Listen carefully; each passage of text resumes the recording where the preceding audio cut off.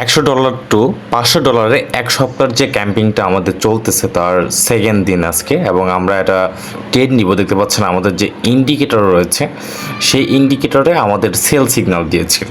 ঠিক আছে, আমরা আছি এক্সনেসে। আমাদের ব্যালেন্স রয়েছে বর্তমানে $94.86।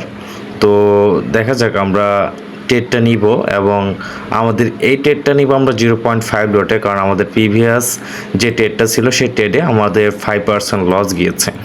তো আমরা যদি ট্রেডটা রান করি, এবং ট্রেডটা রান করার আগে আপনাদের একটা জিনিস আমি বলি, সেটা হচ্ছে আমাদের যে ক্যাম্পিংটা এটা কোনো ক্যাম্পিং না, ঠিক আছে। তো আমরা ট্রেডটা রান করে নিই আগে।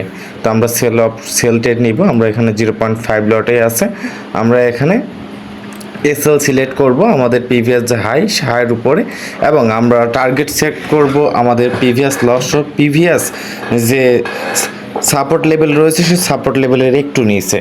তো আমরা আমাদের ট্রেডটা নেওয়ার পরে আমরা এখানে মার্ক করে দিয়ে একটু যে আমরা কতটুকু এসএল নিয়েছি এবং কতটুকু টিপি নিয়েছি, এবং এই ট্রেডটা নেওয়া হয়েছে কিন্তু শুধুমাত্র আমাদের ইন্ডিকেটরটা ফলো করেই। আমাদের এসএল এবং আমাদের টিপি কিন্তু সিলেক্ট হয়ে গিয়েছে। তো দেখা যাক আমাদের এই ট্রেডটা প্রফিট হয় নাকি লস হয়।